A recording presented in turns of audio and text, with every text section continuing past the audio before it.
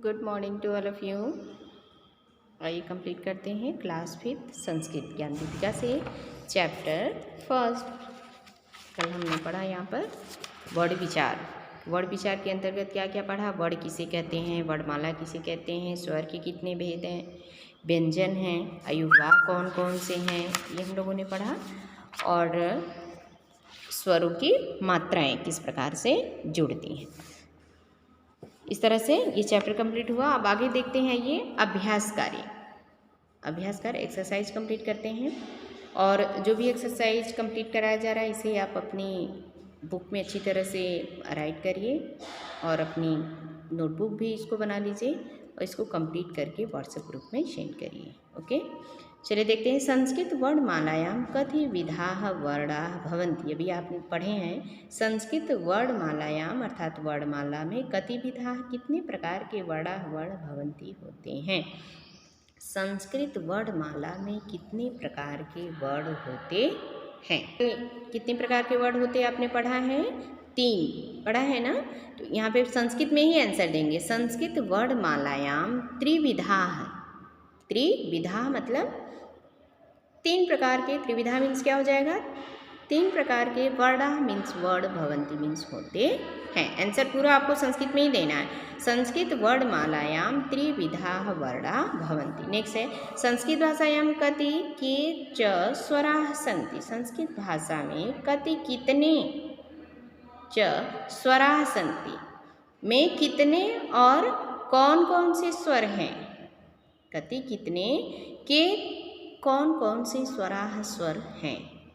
संस्कृत में कितने हैं स्वर ये भी बताना है और कौन कौन से हैं। तो आप इसमें लिख लीजिएगा कि संस्कृत में संस्कृत भाषायां 13 स्वराः सन्ति। संस्कृत भाषायां 13 ठीक है। संस्कृत भाषायां 13 स्वराः सन्ति। अब कौन कौन से आप राइट कर दीजिए।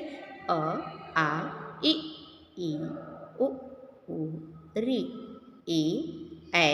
ये ही है, ऊपर नहीं है, ठीक है ना। ये जो दिख रहा है आपको ऊपर नहीं है, इसको मत करिएगा। ए ऐ ओ औ ऋ ऋ हो गया 13।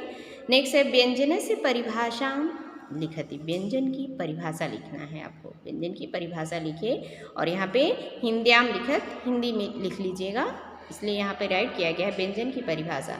तो व्यंजन की परिभाषा क्या हो गई? स्वरों की सहायता से बोले जाने वाले वर्ण व्यंजन कहलाते हैं। ओके, नेक्स्ट है देखिए स्वरान व्यंजनान च पृथक पृथक लिखत। स्वर और व्यंजनों को पृथक पृथक मीन्स अलग अलग लिखत अर्थात लिखिए। स्वरों तथा व्यंजनों को अलग अलग लिखिए। ये दिए गए हैं, इसमें से स्वर और व्यंजन को आपको अलग अलग करके छाट करके लिखना है। ये देखिए स्वरा हो गए, ये व्यंजनान।